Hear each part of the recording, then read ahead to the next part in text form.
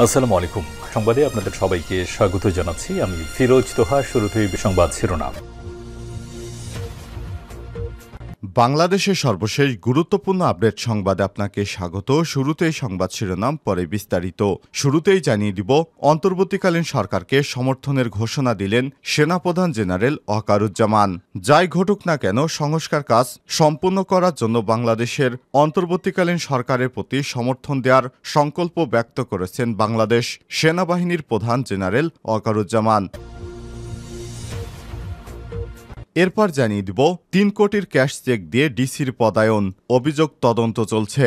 অন্তর্বর্তীকালীন সরকারের জেলা প্রশাসক ডিসি নিয়োগ নিয়ে কেলেঙ্কারি শেষ হয়নি। সম্প্রতি বিতর্কিত ডিসি নিয়োগগুলোর অন্যতম হত্যা জনপ্রশাসন মন্ত্রণালয়ের এক যুগ্ম সচিবের এপিডির কক্ষ থেকে ৩ কোটি টাকার একটি চেক উদ্ধার করা হয়েছে।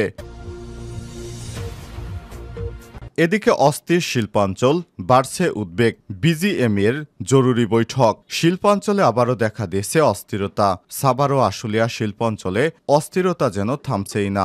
আন্দোলন বিক্ষোভে নিয়মিত বন্ধই থাকছে বহু শিল্প কারখানা। সর্বশেষ মালিক পক্ষ তারা বলে দিয়েছে তারা বেতন বৃদ্ধি করতে পারবে না। এতেই উদ্বেগ বাড়ছে। তাহলে কি বন্ধ হয়ে যাবে বাংলাদেশের শিল্প কলকারখানা? এ বিষয়ে গুরুত্বপূর্ণ সংবাদ জানাবো বন্ধুরা, সঙ্গেই থাকুন। এবারে জানাবো, এস আলমের নির্দেশে টাকা সরানো হতো সাদা স্লিপে। ইসলামী ব্যাংকে জালিয়াতি। ইসলামী ব্যাংক থেকে এস আলম গ্রুপের টাকা বের করে নেওয়া, জালিয়াতি এবং অর্থ আত্মসাতের নিত্য নতুন কৌশলের তথ্য বেরিয়ে আসছে। এবার জানা গেল, চেক বা পে অর্ডার নয়, বরং সাদা কাগজে হাতে লেখা স্লিপ দিয়ে শত শত কোটি টাকা হাতে নেয়ার তথ্য। গত জানুয়ারি মাসে ইসলামী ব্যাংকের হেড অফিস কর্পোরেট শাখায় ৪৮ কোটি টাকা দেওয়ার জন্য হাতে লেখা একটি স্লিপ দেওয়া হয়। ওই স্লিপে এস আলমের নির্দেশে অ্যাননটেক্স নামে একটি প্রতিষ্ঠানকে ৪৮ কোটি টাকা দেওয়ার নির্দেশ দেয় ব্যাংকটির তৎকালীন ডিএমডি আকিজউদ্দিন। জানিয়ে দিব, ৪ বিভাগে ভারী বৃষ্টির সতর্কবার্তা। সক্রিয় মৌসুমি বায়ুর প্রভাবে দেশের ৪ বিভাগে ভারী থেকে অতি ভারী বৃষ্টির আভাস দিয়েছে আবহাওয়া অধিদপ্তর। ভারী বৃষ্টির কারণে পাহাড়ি থেকে কোথাও কোথাও ভূমিধসের আশঙ্কা দেখা দিয়েছে। আজ আবহাওয়ার অধিদপ্তরে এক বিজ্ঞপ্তিতে সব তথ্য জানানো হয়েছে। এবং সর্বশেষ জানিয়ে দিব, লেবাননে থামছে না মৃত্যুর মিছিল। ইহুদিদের হামলায় লেবাননে মৃতের সংখ্যা বেড়ে প্রায় ৫০০ জন। লেবাননে ভয়াবহ বিমান হামলা শুরু করেছে দখলদার ইসরায়েলি বাহিনী। তাদের হামলায় এরই মধ্যে প্রায় ৫০০ মানুষ নিহত হয়েছে।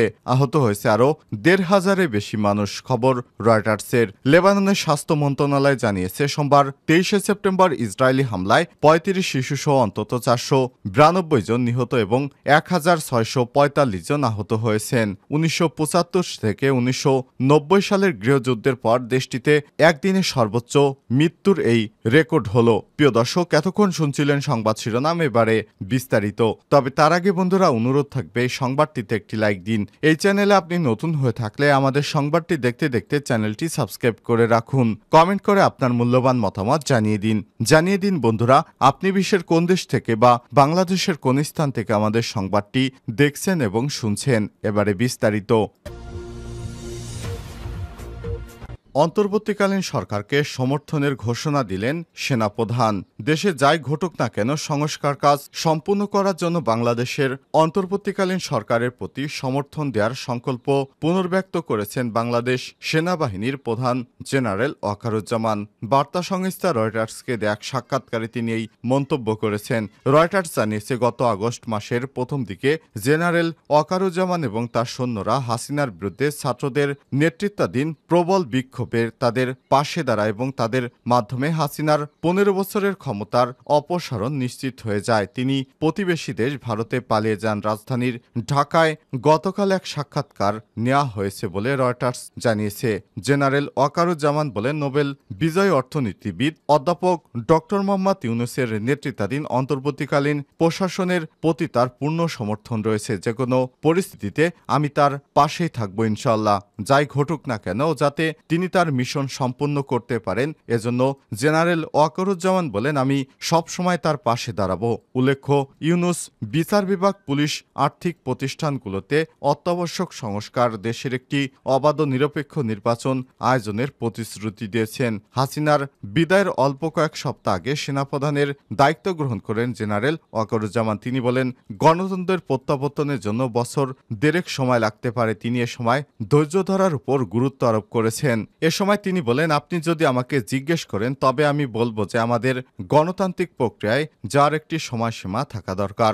অন্তর্বর্তীকালীন সরকারের প্রধান উপদেষ্টা ইউনূস এবং সেনাপ্রধানের প্রতি সপ্তাহে মিলিত হবেন এবং তাদের মধ্যে খুবই ভালো সম্পর্ক রয়েছে। জেনারেল ওয়াকারুজ্জামান আরও বলেন, গোলযোগের পর দেশকে স্থিতিশীল করার চেষ্টায় সরকার প্রয়াসের প্রতি সামরিক বাহিনী সমর্থন দিয়ে যাচ্ছে। তিনি বলেন, আমি নিশ্চিত যে আমরা একসাথে কাজ করতে পারবো, আমাদের ব্যর্থতার কোনো কারণ নেই। 3 কোটি টাকার ক্যাশ চেক দিয়ে ডিসির পদায়ন, অভিযোগ তদন্ত চলছে। অন্তর্বর্তীকালীন সরকারের সময় জেলা প্রশাসক ডিসি নিয়োগ নিয়ে কেলেঙ্কারি শেষ হয়নি। সম্প্রতি বিতর্কিত ডিসি নিয়োগ কাণ্ডের অন্যতম হোতা জনপ্রশাসন মন্ত্রণালয়ের এক যুগ্ম সচিব এপিডির কক্ষ থেকে 3 কোটি টাকার একটি চেক উদ্ধার করা হয়েছে। পদায়ন হওয়া এক জেলা প্রশাসকের পক্ষে এই যুগ্ম সচিবকে চেকটি দেন এক ব্যবসায়ী। তবে কাঙ্ক্ষিত জেলায় পদায়ন না হয় চেকের বিপরীতে টাকা জমা দেয়নি ডিসি। অন্যদিকে সবকিছু ফাঁস হয়ে যায়, বিপাকে পড়েছে চেকদাতা ওই ব্যবসায়ী। বিষয়টি নিয়ে সরকারের একাধিক গোয়েন্দা সংস্থা তদন্ত করছে। সচিবালয় এবং গোয়েন্দা সূত্র থেকে সব তথ্য জানিয়েছে। সূত্র জানিয়েছে, এবারের ডিসি নিয়োগ ব্যাপক আর্থিক দুর্নীতির অভিযোগ ওঠে।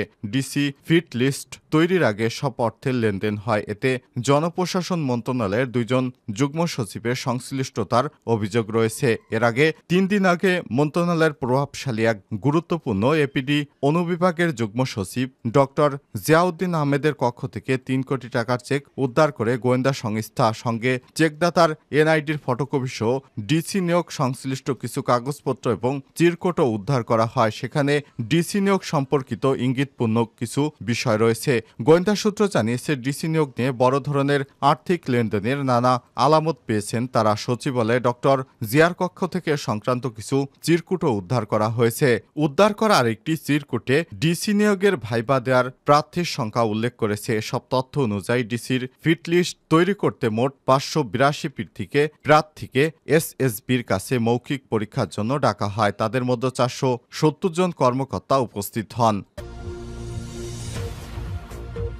অস্থির শিল্পাঞ্চল, বাড়ছে উদ্বেগ। বিজিএমের জরুরি বৈঠক, বেতন না বাড়ানোর ইঙ্গিত। শিল্পাঞ্চলে আবারও দেখা দিয়েছে অস্থিরতা। সাভার ও আশুলিয়ার শিল্পাঞ্চলে অস্থিরতা যেন থামছেই না।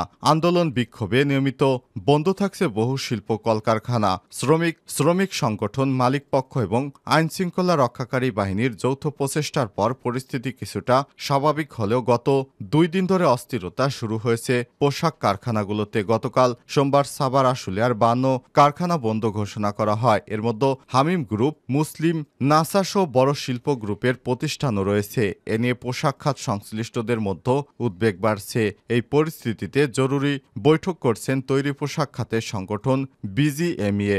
গতকাল রাজধানীর উত্তরায় বিজিএমএর কমপ্লেক্সে অনুষ্ঠিত বৈঠকে সংগঠনটির নেতারা বলছেন, মজুরি বৃদ্ধিতে মজুরি বোর্ড পুনর্গঠন এবং বার্ষিক 10% বৃদ্ধির দাবি অযৌক্তিক। এটি তারা মানতে রাজি নন। প্রয়োজনে কারখানা বন্ধ করে দেওয়ার কথা বলেন তারা। শিল্পাঞ্চলে মূলত শ্রমিক বিক্ষোভের সূত্রপাত সরকার পতনের পর থেকে চলতি মাসের শুরুর দিকে আন্দোলন শুরু হয় ঢাকা রপ্তানি প্রক্রিয়াকরণ এলাকায়। আশুলিয়া গণকবাড়ি এলাকায় ইপিজেডের সামনে চাকরির দাবি এবং নিয়োগে নারী পুরুষ বৈষম্য দূরকরণের দাবিতে বিক্ষোভ করেন চাকুরি প্রত্যাশীরা। এরপর থেকে সেই আন্দোলন ছড়িয়ে পড়ে আশপাশে আরও কয়েকটি কারখানায়। এরপর নিয়মিত এখন প্রত্যেক দিনই ওই এলাকায় বিক্ষোভ এবং উদ্বেগ বাড়ছে। এতে বন্ধ হয়ে যাচ্ছে একের পর এক শিল্পাঞ্চলগুলোর গার্মেন্টস ফ্যাক্টরিগুলো। 4 বিভাগে ভারী বৃষ্টির সতর্কবার্তা। সক্রিয় মৌসুমি বায়ুর প্রভাবে দেশের 4 বিভাগে ভারী থেকে অতি ভারী বৃষ্টির আভাস দিয়েছে আবহাওয়া অধিদপ্তর। ভারী বৃষ্টির কারণে পাহাড়ি এলাকায় কোথাও কোথাও ভূমিধসের আশঙ্কা দেখা দিয়েছে। আজ আবহাওয়া অধিদপ্তরের এক বিজ্ঞপ্তিতে সব তথ্য জানানো হয়েছে। বিজ্ঞপ্তিতে বলা হয়েছে, সক্রিয় মৌসুমি বায়ুর প্রভাবে খুলনা, বরিশাল, চট্টগ্রাম, রংপুর বিভাগের কোথাও কোথাও 24শে সেপ্টেম্বর সকাল 6টা থেকে পরবর্তী 72 ঘন্টায় ভারী 44 থেকে 88 মিলিমিটার, 24 ঘন্টা থেকে অতি ভারী 289 মিলিমিটার 24 ঘন্টায় বৃষ্টিপাত হতে পারে।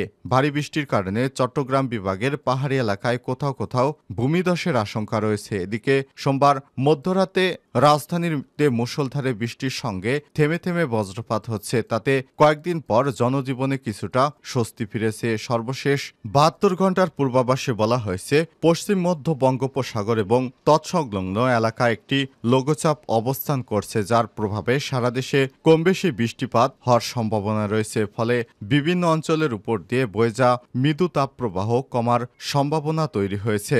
আগামী 24 ঘন্টায় রংপুর, খুলনা, বরিশাল, চট্টগ্রাম বিভাগের অনেক জায়গায় এবং রাজশাহী, ময়মনসিংহ, ঢাকা ও সিলেট বিভাগের কিছু কিছু জায়গায় অস্থায়ী দমকা হাওয়া সহ মাঝারি ধরনের বৃষ্টি অথবা বজ্রসহ বৃষ্টি হতে পারে। সেই সঙ্গে দেশের কোথাও কোথাও মাঝারি ধরনের ভারী থেকে ভারী বর্ষণও হতে পারে।